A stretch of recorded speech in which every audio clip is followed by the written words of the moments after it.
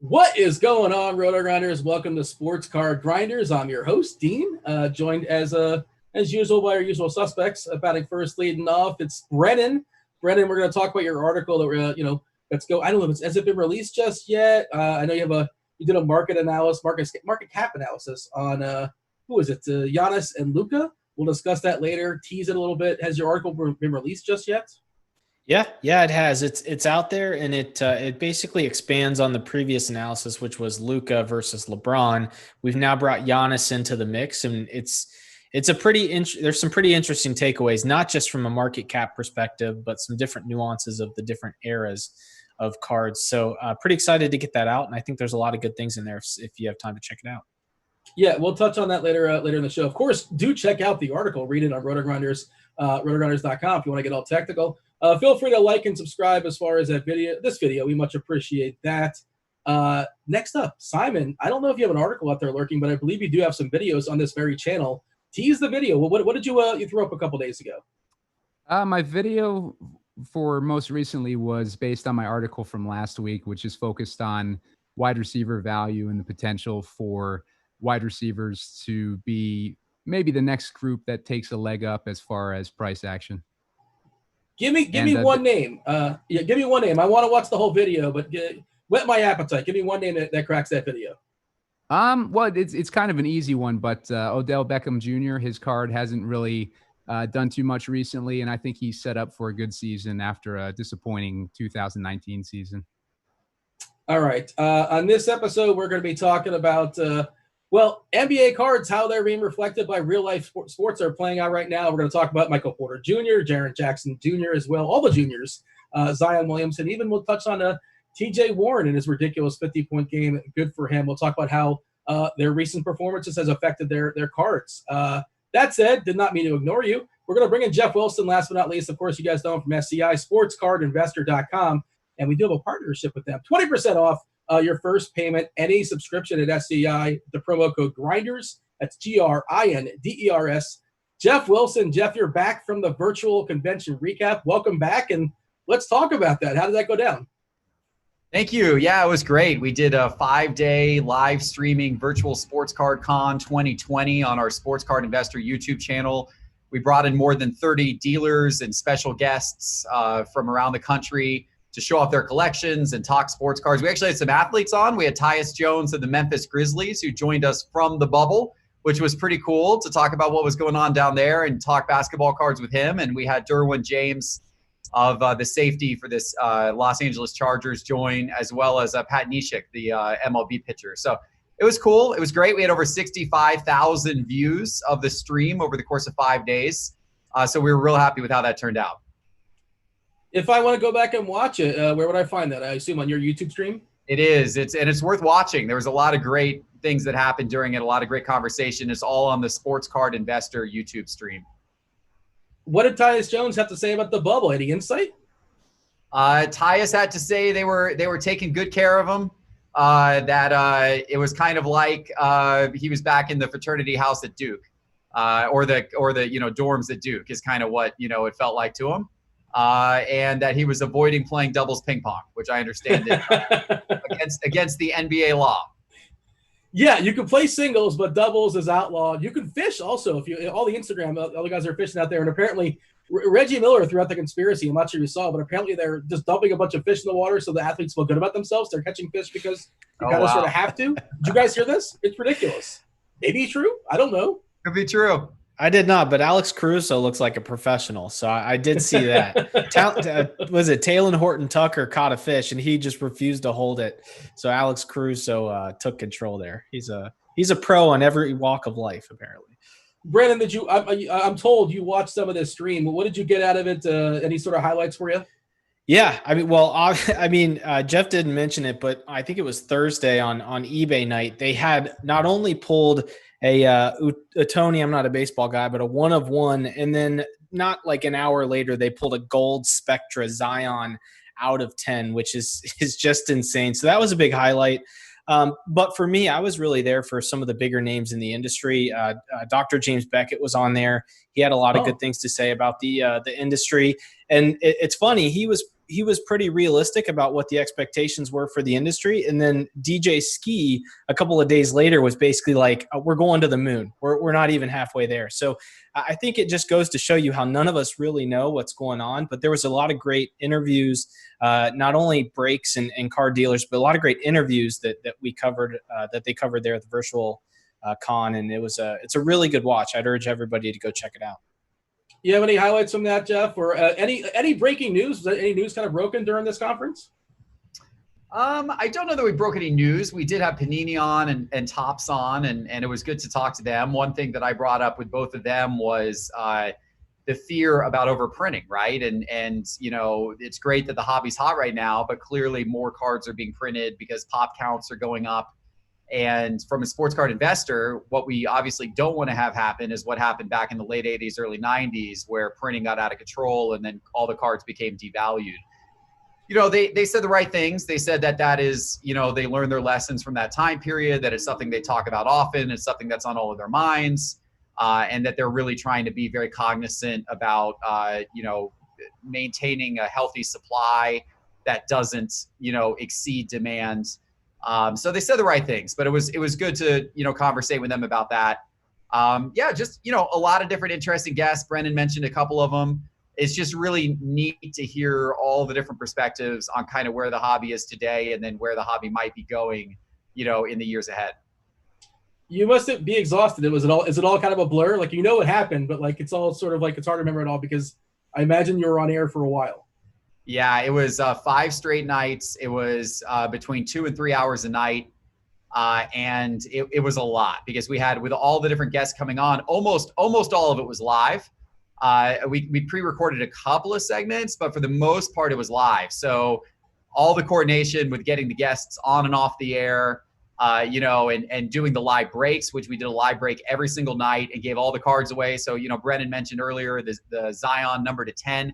That's a $10,000 plus card, and just one lucky viewer. It was free to attend. So, you know, just a lucky viewer, totally free. We gave him that card, and the Otani 101. And there were a bunch of others like that. We gave away a Ja number to 49. We gave away a few different Zion short print rookies. And so that part was pretty cool. But yeah, it was a lot of effort. I had some great people on my team who you know, made it all happen. And I'm happy it's over. But at the same time, I'm looking forward to the next one.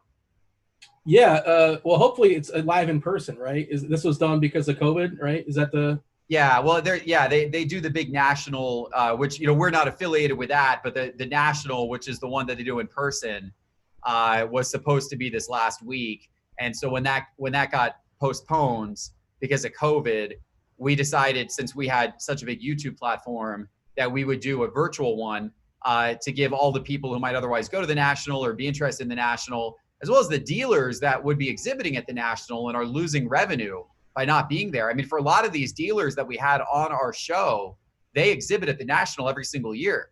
And some of them, that is their major source of revenue for the whole entire year. That's like their big event for the year. So, you know, they lost that. And so we wanted to do something to help them out and to, you know, help push sales to them.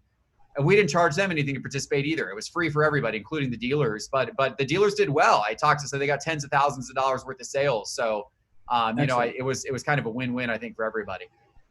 Yeah. Speaking of that Zion card, I believe we might see that later in our mail day card. So we're going to be showing off at the end of the show. Jeff, you also talked about you know, the overproduction of cards and maybe like flooding the market. Well, that's a good segue to our next conversation. The NBA Chronicles Hobby Box that debuted this past week. What are your thoughts on it? Yeah, Chronicles is an interesting product. So for people who aren't familiar with Chronicles, it's a much different product than what the rest of the products are. So what Panini does is they've got 5 or so brands that are less popular brands from years past. Luminance, Obsidian, Chronicles itself. There might be 1 or 2 others mixed in there that I'm not thinking about right now, but these are brands that in some prior years had their own sets and their own releases. They weren't selling particularly well. And so what Panini decided to do was, but they still had kind of a fan following, you know? And so what Panini decided to do was to create a set, and that's Chronicles, that is essentially a mishmash of other sets. So these other sets, you can't go buy Luminance on its own, but they're still producing Luminance every year, and it's in Chronicles. And you can't go buy Obsidian on its own, but it's in Chronicles. So they're doing these, they're basically kind of, you know, putting a bunch of other sets together, which makes it kind of an interesting box to open, because you're going to get, instead of, you know, with most boxes, you know, if you open a Prism box, all the cards are Prisms, or if you open a Spectra box, all the cards are Spectra. But here you got a multitude of different brands. So it's a bunch of different variety in terms of looks of cards. It's possible that you could end up with the same player's card in the same pack, even across 2 or 3 different sets. So, you know, it's kind of unique. Some people really, really love it. I'm not personally a huge fan of it, because I see it as, well, none of these sets really made it on their own. So they had to kind of push them all together for it to make sense. So I'd rather personally go after the sets that on their own have a bigger brand name and appeal, like a Prism, Optics, Select, you know, those types of sets. But it certainly is an interesting one to open, and a lot of people like it for that reason.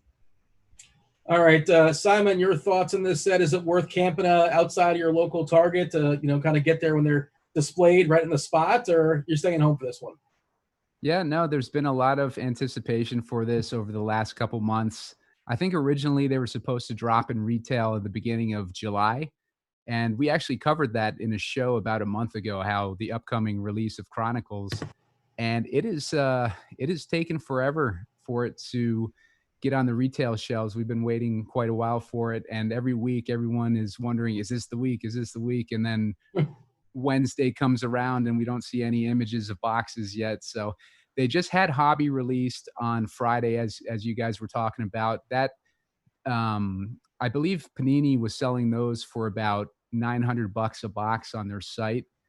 For retail, if you're finding them in retail, you're obviously not going to get the higher end cards as you would in the hobby boxes, or the 2 guaranteed autographs that you get, or whatever it is for those hobby boxes. But they sell for probably about $20 for a blaster. I'm not sure if there's going to be any mega boxes for them, but they should have fat packs too for about $10.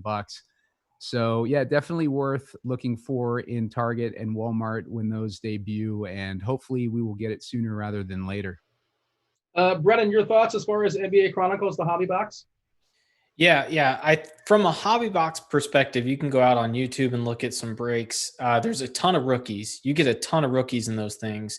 And it's an interesting break, as Jeff touched on, because it's kind of a mismatch of everything. You know, 1 second you've got a paper product like a Luminance, and the next second you're looking at a marquee, which is more of a chromium finish. Threads is another one in there that people seem to like. But for me, it's a good one for collectors and people that are just looking for something different. I agree with Jeff. I don't think it's a great investment product because it doesn't have a great name brand. You might pick up a Threads Ja Morant, but Threads doesn't have a release every year you can look forward to, like Prism, Optics, Select, and all of those. So I watched a couple of the breaks online, and there's some really nice looking cards, a couple that I didn't even recognize. Recon is like a new, I think it's new. It looks really nice. It's very Prism-esque. So if I can find some in the stores when they break out in retail and get something for $20-$30, that'll be something nice to break open.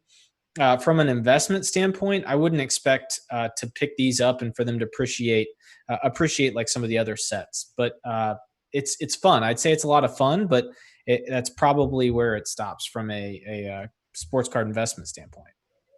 All right, let's move on. Let's talk about how we've been speculating. You know, if you guys are watching our previous shows, we've been speculating, well, this guy's going to be great. This guy, not so much. We're interested. We're speculating this card.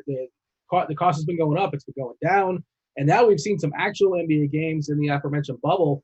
And we're going to do the market mover. We're going to use it. Well, Jeff, tell them about the market mover tool, what it does, what we're going to show here as far as the screen share. And then, of course, Michael Porter Jr., he's got to be the first guy we're going to talk about because, hey, we've talked about him a ton on previous shows. Jeff, what's the deal with Michael Porter Jr. Since his massive game? He went absolutely nuts his last time out. How has that affected his card prices? Yeah, well, market movers, one of the great things about market movers is that makes it super easy to graph a player's card prices with literally just a couple of clicks. And you can see a graph of all of their popular cards. And what I just brought up here on the screen was Michael Porter Jr.'s 2018 Prism basketball base card in PSA 10. And you can see that little spike that occurred just right at the end of the graph in the last 24 hours. That's your last 24-hour spike, where this card moved from around $200 and then it jumped up to $317 literally over the course of 24 hours. So we had this card, go up in value substantially, over, well over $100, just based upon that one good game. And that's the type of thing that we see often in the sports card hobby these days, is that, a card like that, it just takes one good game. That's how dynamic the sports card market is. When you're in market movers, you can dig a little deeper. You can go into the detailed results, and you can actually look at every individual sale, and you can see that they got as high last night at 11:08 p.m. We had a sale for $360 of this card, and then an hour before we had a sale for $365. So this right here, this high point on the graph of 317, that's actually an average of all of the sales from yesterday. But even during the day yesterday, they were escalating, because you can see, as you're earlier in the day yesterday, as you go down here, they were all in the 200s. But then as you get into the evening last night, that's when they popped as high as $399, as high as $546 one sold for, which was a little on the extreme high side, but there were a bunch up here in that up, 300, plus 350, 360 type range. So, this spike is only going to continue. And when you update this graph tomorrow to see what the next 24 hours did, you're going to see that data point even higher, somewhere up in here on the graph, as those newer sales are getting averaged in and continuing to skew that average up. All right, Brennan. I know we've been talking about the MPJ a ton on this channel. I presume you bought some earlier. Is now the time to sell because it's all of a sudden too high? And if you were watching the games, the first game, he was a disaster, and Coach Malone was yelling at him the whole time. And we know he's super talented, but he's been kind of volatile, and his minutes have been all over the place as well, too. And that Denver team has got a bunch of talented players, so who knows how guaranteed those minutes are. But the ceiling is awesome. When he's on, he's an elite player on that court. He's still plenty young as well, too. And, of course, I think he was once, when he was in high school, the number one player in high school, depending on who you're asking. Is now the time to sell because this is a peak game, and maybe when the playoffs start, we can't expect this every single time. What are you doing with your MPJ shares? Yeah, so I'll tell you what I've done. So over the course of this season, I probably picked up 15 or 20 Michael Porter Jr. cards, and I've actually sold half of those. I'm going to hold on to the other half because he does have a lot of long-term potential. As you talked about, he's the top high school prospect in his class.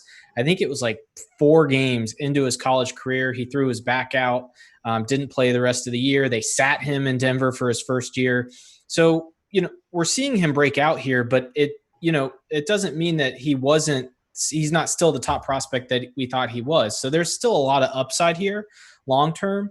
I think what you have to realize in a situation like this, and it's a great contrast against Bol, is this 1 or 2 game stretch is new data. And we have to compare what we're seeing now to what we already knew about Michael Porter Jr. And whereas Bol, a second round pick, has some upside, but it's quite a bit risky. We're starting to see Michael Porter Jr., who was already highly regarded, start to break out a little bit. And if he can stay healthy, I think there's a lot of long-term all-star level potential. So if you have multiple Michael Porter Jr. cards, it might be good to lock in some profit now and hold some others for long-term.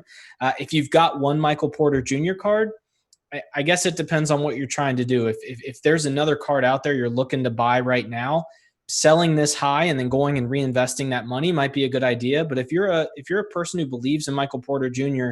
to be a level all-star, potentially MVP, maybe, then just hold. I mean, you're going to want to buy back in later. And if he continues this, you're just going to buy back in higher to begin with. So, for my opinion, if you've got multiple cards, I would probably sell some, keep some. If you're holding on to one, it's all based on what your investment strategy is really and your goals.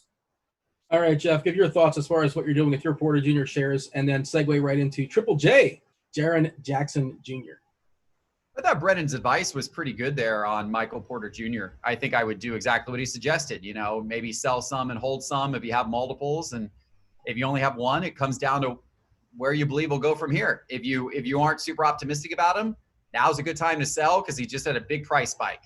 But if you feel like, no, this guy's the real deal and what we just saw last night or the other night is more of what we're going to see for days to come, then hold on. And, let's see what he does in future seasons. He's certainly going to be an interesting guy to watch. And segue into Jaren Jackson Jr., another very interesting guy to watch. I would suggest that Jaren Jackson Jr. is more proven than Michael Porter Jr. at this point because he's had, not just an occasional flash in the pan type game, but Jaren Jackson Jr. has been pretty solid since coming into the league in 2018. He's had two pretty solid seasons. And he seems to only be getting better. And he had two really hot games to start the bubble. The first game, I think against the Timberwolves, he went for, 31 or something like that. And then his second game against the Spurs, he hit a 3-point shot with 10 seconds left that I believe tied that game. So Jaren Jackson Jr. is certainly in the spotlight right now for Memphis, even though they've been a little bit disappointing. But you can see on his graph and market movers how, these last two games spiked his prices. When he coming into the bubble, he was around $187 right before those two games happened. This is for his 2018 Prism base PSA 10 card. And then, he quickly spiked to where this is now about a $287 card. So not quite as dramatic of a spike as Michael Porter Jr., more so because people were already familiar with Jaren Jackson Jr. and they already knew that he could do some good things. So it wasn't as big of a surprise as Porter Jr., which we have a much more limited data set on. However, still enough to cause a $100 spike in his card prices. And since his prices were a little less expensive to begin with, they really escalated about, what is that percentage wise? I think about 33+%. Maybe even, that's actually closer to about 50% that they would have escalated from 187 to 287, a little over 50%, I should say, over the course of the last couple of days. First game, for what it's worth, that was against Portland. They went to overtime. Minnesota is actually fishing outside the bubble, probably, the Timberwolves. They were not invited. They're not good enough. But, over what, 21, 22 points every single game so far. The tricky part, Brennan, is that they've lost every single game. And, okay, you guys tell me, or Brennan, you tell me, in the short term, we speculated in the prospect of Zion. We'll bring Zion to the conversation, too, because I think it's kind of relevant. Who's going to get that 8 spot? Who's going to win the right to get absolutely walloped by the Lakers in the first round? And from a short-term perspective, I would imagine Triple J, at least from being showcased against the Lakers, and he's a super, athletic and could step back and hit the 3 as well, too. He's going to have his moments for sure, but they're going to lose against the Lakers. Your thoughts as far as Triple J, and how much does it matter that they keep losing? They're probably going to play the 8 game against one of the 9 teams we'll talk about in a second. Yeah, I mean, Memphis is still in the driver's seat. They're 2 games up on Portland, 2 games up on the Spurs. Quite honestly, I thought the Spurs might take the game last night against the Sixers, and if that happened, it was a whole nother ball game. That being said, nobody really seems to want that spot. I think the only wins so far that I've noticed have come against each other. So, the Spurs have lost, the Blazers lost the other night. The Pelicans got their first win against Memphis, which is timely, but they were 0-2 to start it. And then the Kings are winning right now against the Dallas, but I don't think they have much of a chance. So if Jaren Jackson does get in against the Lakers, or even I think there's going to be a lot of attention around the play-in game if there is one, which is trending that way. So everyone is going to watch that game. It's the first ever one in NBA history. We didn't get March Madness this year, so it's really our only shot at something like that. So I like Jaren Jackson Jr. If you haven't bought in yet, now's probably not the time. I'd probably wait until they get eliminated. But I agree with Geoff. He's more proven than Michael Porter Jr. I love the young nucleus there. And in Memphis. I think their young core of players is really good. And so I think Jaren Jackson Jr. is a long-term hold. He's a big man that can play defense, hit threes, and he's going to be playing next to one of the most exciting players in the NBA as he goes into his prime in John Morant. So I think Memphis still is in the driver's seat. I thought all along that Portland had a really good shot of getting in there. Their one loss, I think, came against the Clippers, so that's understandable. But either way, Jaren Jackson Jr. probably has 6 to 10 more games of being in the spotlight here in the playoffs. And he's a very, very good player. And I would be holding him long-term and looking for a spike or a dip if they get eliminated, because I'd want to get in at a good price for him.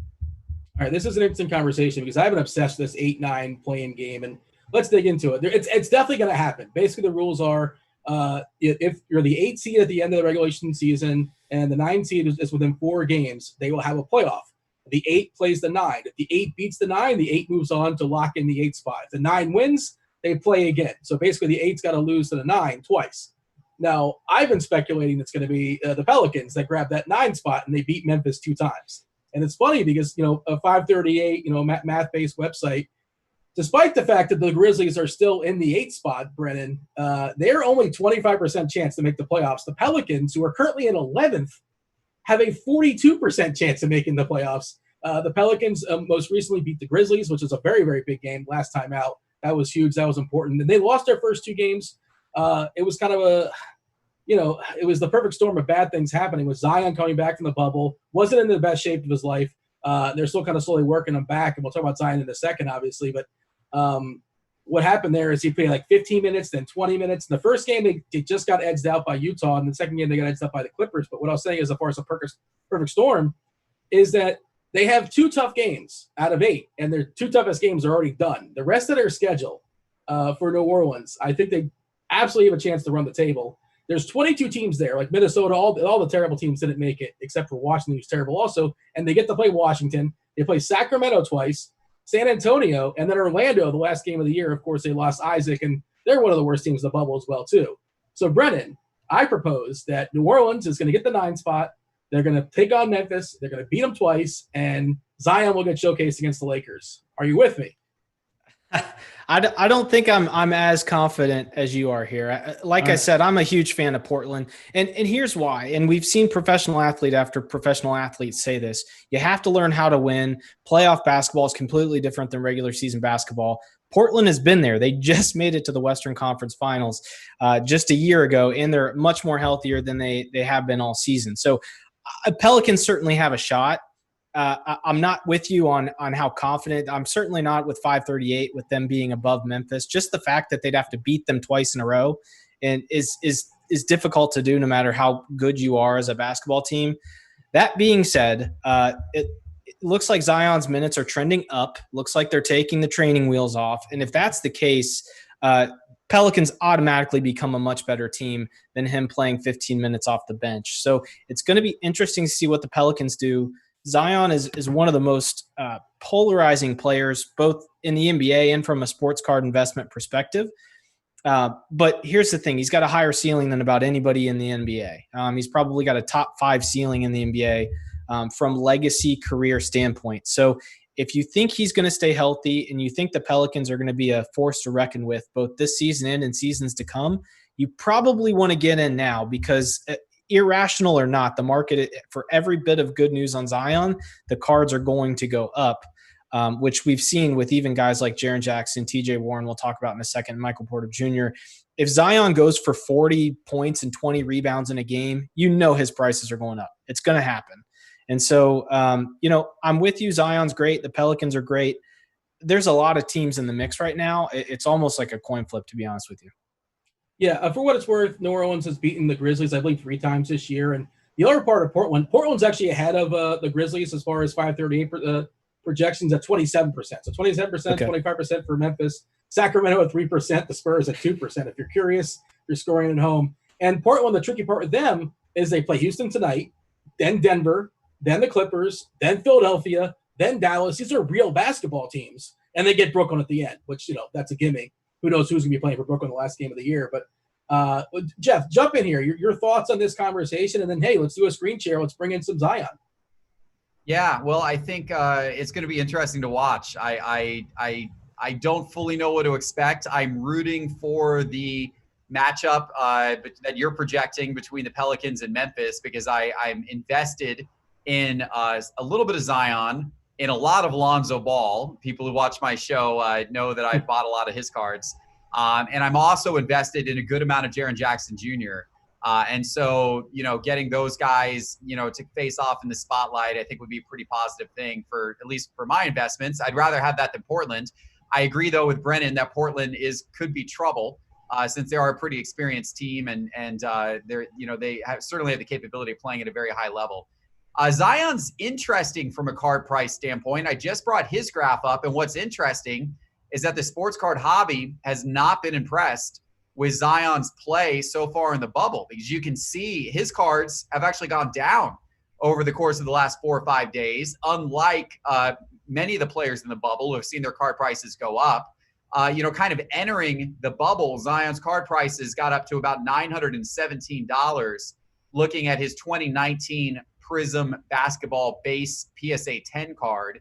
And then it started to soften. And now this card sold yesterday for as little as $750. So we've seen the exact opposite effect with Zion that we saw with, Jaren Jackson Jr. or Michael Porter Jr.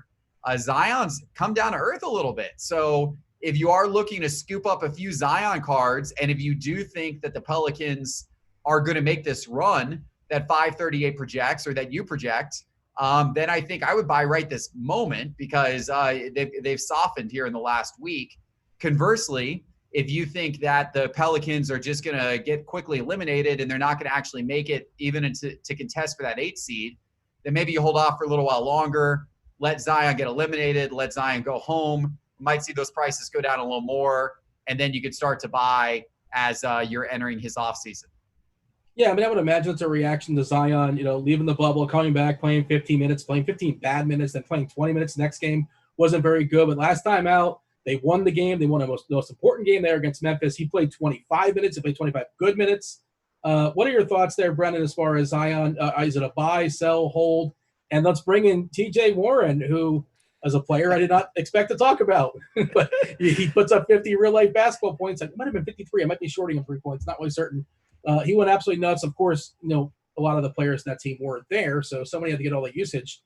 Your thoughts as far as Zion, as far as a buy or a sell or a hold? And then I guess we got to acknowledge TJ Warren's existence because he was excellent. Yeah, no, absolutely. I don't think Zion's a sell right now. We talk about his prices going down, but they're still exponentially higher than Jaren Jackson and Michael Porter Jr. So the market, still thinks he's one of the best young players in the league. But if you're trying to buy into a little bit of a dip, now is the time. I'm holding. So I have 3 or 4 Zions. I don't have a lot. I have much more jaw than I do Zion. I'm holding all my Zions. If they go to 0 because he has too many injuries and he doesn't pan out, that's fine with me. But I'm playing the long game with Zion, so he's a hold for me. He's certainly not a sell. And if you can find something in your price range and you're looking to get in, now's probably the time, or between now and the start of next season is probably when you want to look for your opportunity. So I still have belief in Zion, but I think there's more risk there than people might realize. We just, with them, being so safe with him, there's been some videos out there, which I don't actually agree with, about him just not looking like he's interested on the court sometimes, not helping teammates up, all sorts of things. So, and he's got the off the court stuff he's been dealing with. So, there's a lot of risk there, but I still believe in him long-term, and I'm holding Zion. I'm not doing anything with TJ Warren other than acknowledging that he had 53 points and then followed it up with 34 points on 9 of 12 shooting from 3. But the reason why I think it's interesting to talk about is because on Star Stock, which I've been spending a lot of time on here recently, his prices went from on June 27th, you could get his Prism rookie Star Stock A, which was the highest graded card, raw cards on Star Stock, for $2.50. For some reason, a day later, it went for $15. And then after his 50-point game, it went for $30. And then after the 34-point game, it went to $38. So his cards went from, in less than a week, it went from $2.50 to having sold for $30 and $38. And that's just the sports card market when there's actual games being played. And TJ Warren's 26. It looks like he's going to be a journeyman. He's a good offensive player, but the ceiling is very low for a guy like him compared to the other guys we've talked about. But it's a lesson that I don't think many new investors and collectors have learned yet because there hasn't been actual live sports. These things happen. There's no way that TJ Warren's card is worth $38. Sorry to whoever bought that on August 4th. But just keep in mind that these things happened. If you're holding a card like this, it's a great time to sell. And if you're watching the game, seeing the guy go for 50, try to evaluate everything about the player, not just that 24 minutes, 30 minutes in that game, to see if he's worth the new prices. Because a lot of times these are irrational. This is much more irrational than somebody like Jaren Jackson Zion or Michael Porter Jr. But it happened. I saw it happen. It was playing out as the game was going on. He went from 15 to 38 in a matter of 2 days. It was just insane. Yeah, I mean, context matters. Brogdon didn't play that game. Of course, Sabonis didn't play that game. They're without Oladipo in that game. He was playing alongside a bunch of dudes named Holiday, basically. Miles Turner was there too. But, and good for him. I don't think he'll ever be an all-star. He's like, he's a second or third best player on a really bad team, a fourth best player on a really good team, something like that. Probably never going to be an all-star. Jeff, do you have any thoughts as far as TJ Warren or anything you want to add to that conversation? Yeah, that's just a silly overreaction. The fact that his card prices drove up that high on Star Stock. People forget that in order for a sports card to have value long-term, the player actually has to go on to have a really, really great career. I mean, there's a million guys like TJ Warren who played basketball in the 80s or 90s or 2000s that had a 50-point game along the way, but nobody really, really remembers them now because they weren't like impactful players. I mean, think back to, the 2000s or 1990s, like who are the players who you actually care about having their cards at this point now that you're 10 years removed from their playing careers that really made a difference and were Hall of Fame players. TJ Warren's certainly not that. So it's just a lot of overreaction at this point. I would put your money elsewhere, put your money into the players who, could actually go on and have very special careers. Like potentially some of the guys we already talked about during the show today, Zion, Jaren Jackson Jr., Michael Porter Jr. Obviously those three guys, very young, and we don't know yet, are they going to go on and have like exceptional careers? But in my opinion, they got a lot greater chance of that eventually happening. I'm getting a flashback. I feel like Terrence Ross might have put up like a 50 spot like 3 years ago or something like that. And like he's a fine like 6-man off the bench energy guy kind of thing. But and Warren's probably a better player than Ross. But that's just sort of popped in my head for some reason. All right, Jeff. I believe there's a new tool you want to show off here on the market movers when it comes to ratios and card prices. Have at it. Yeah, well, I mean, one thing, we got a couple new features in Market Movers. One is we've added a My Collection feature, I think maybe since the last time I was on the show, or maybe it was brand new, but we've added some really cool stuff to it where you can track your entire collection now in Market Movers. And that's what I just have an example collection up here. But throughout Market Movers, you can add cards to your collection and track, how the value of your collection has trended over time and how much profit you've made on cards you've sold. You can even specify when you go to sell a card, it has an interface that allows you to say, hey, I just sold that card. And then it will say, when did you sell it for? How much were the fees? And then it will put all the cards that you sold in a separate view sold screen, which you can then break down by sport or by player or by year or by set. So really cool stuff. And we just added the ability to add any card. So even cards that aren't in our database, you can add now to the chart any card feature or to the My Collection feature as well. So that's one of the new things. But another new thing regarding the ratios is when you go in and you do a search on any player, so let's take example Zion, since we were just talking about Zion. You could compare, for example, you could look at Zion's Prism and you could look at his base and his silver, and you could look at PSA 10 and PSA 9. And what it's going to do when you call these up on your graph, you're then going to have the ability to look at ratios of these four cards in comparison to each other. And that's this section right here. So what it will do is it will tell you, for example, that his silver is selling for 6.56 times compared to his base in PSA 10.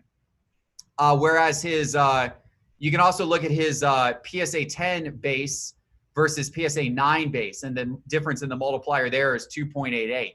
Now, where this gets really interesting is when you then go look at, for example, Ja Morant, and you go look at other rookies like Tyler Hero and Rui Hachimura, and you look at what their silver is what the multiple between their silver and their base is, and what the multiple between their PSA 10 and their PSA 9 is.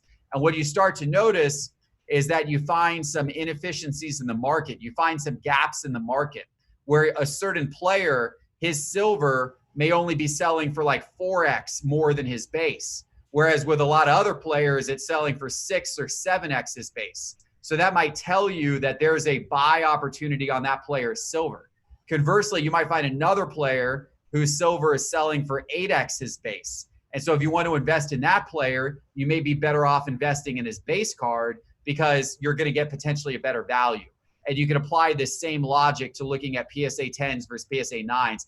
And you could actually do the search that I just did, but you could add multiple players to the search. So I could go back here and I could edit my search, and I could actually add, Ja Morant, for example, directly to this search so that I can see his cards next to Zion's cards in that ratio feature. You could even add an entire rookie class to look at all of their ratios against one another. So it's just another way that Market Movers is giving you extra insights into the sports card market. And if there's a player that you're looking to invest in, using that feature will tell you out of all of their cards where the best value might be for you to get in. All right, good time to remind you guys you can get 20% off your first payment of a subscription at SCISportsCardInvestor.com using the promo code Grinders. You can get access to that tool. Simon, you're still with us. I heard some banging on the microphone. I wasn't sure if that was you to let us know you're still here, but I assume you're still here, Simon. How would you best use that tool that Geoff was describing? It's a great new tool. I'm always looking for ways to compare cards to see if we can find value somewhere, hidden value in players that cards have gone up significantly, and we're wondering if we can even buy their cards anymore without it being a losing proposition. So this is a perfect tool for something like that. You can compare different brands. I know Brennan is a big Select fan, and one of the brands that he likes comparing to Prism is Select. So this ratio would come in pretty handy for that. And I think I'm going to use this tool for my my next article when I'm doing comparisons and looking for value in some of these cards. How about yourself, Brennan? How would you use this?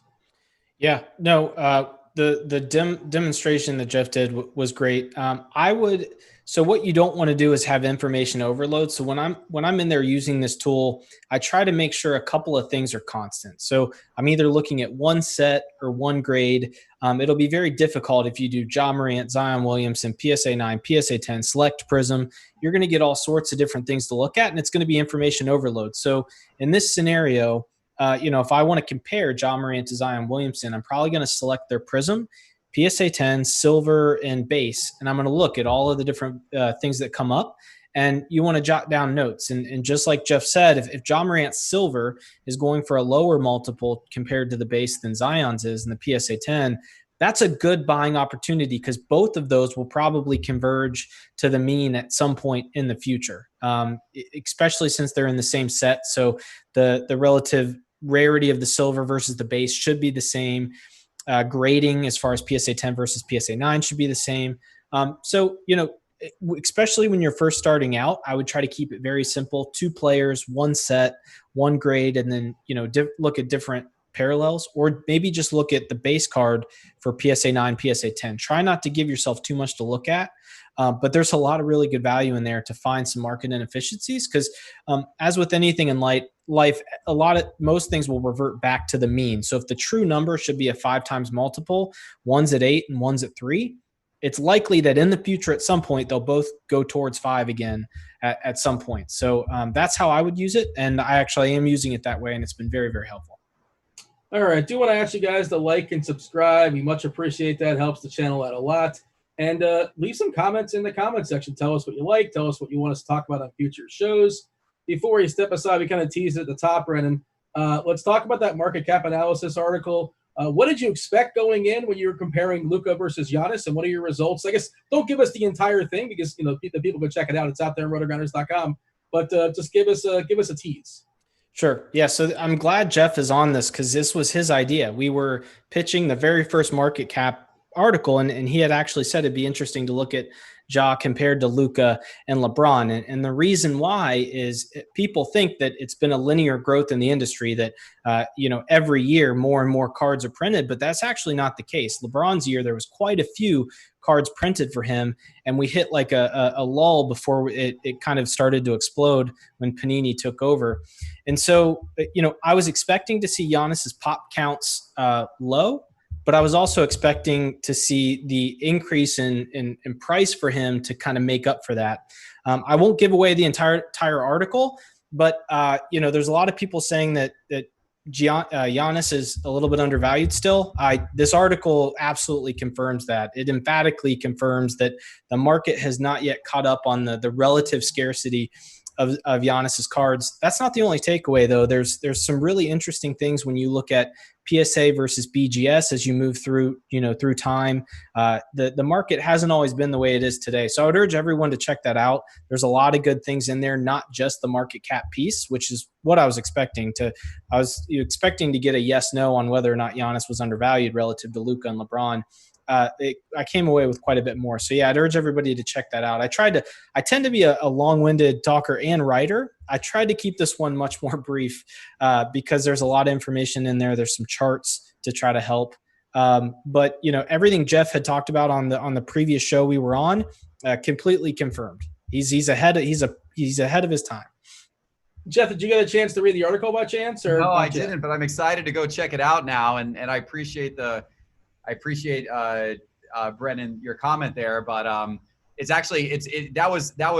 was my hunch that the 2012 and 2013 that there was a shortage of cards compared to currents, and therefore when you're really then applying the actual population size to what card prices are, was my hunch that you're going to find good value in a player like Giannis. And by the way, I would say the same. I would imagine applies through the year prior for an Anthony Davis and for a Kawhi Leonard and different players of that draft class. And then you probably even have a couple of years after that where it applies as well, before the population started going up and up and up.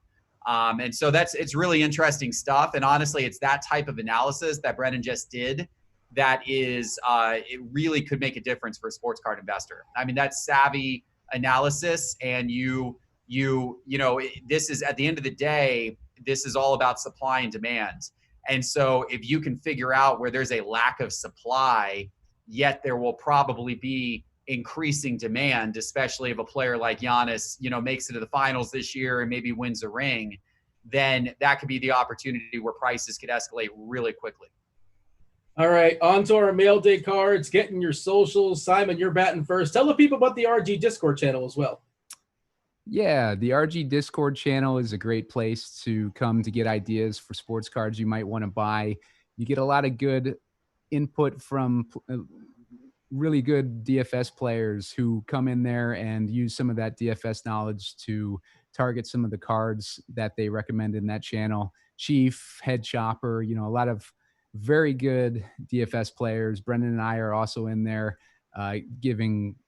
sharing mail days and giving ideas and whatnot. And you can find me also on Twitter at Yeti Boom Films. I also have an article dropping this week. You can check out RotoGrinders.com in the sports cards section, where you see all our new content for videos and articles going up weekly. Put up a couple articles, couple videos a week.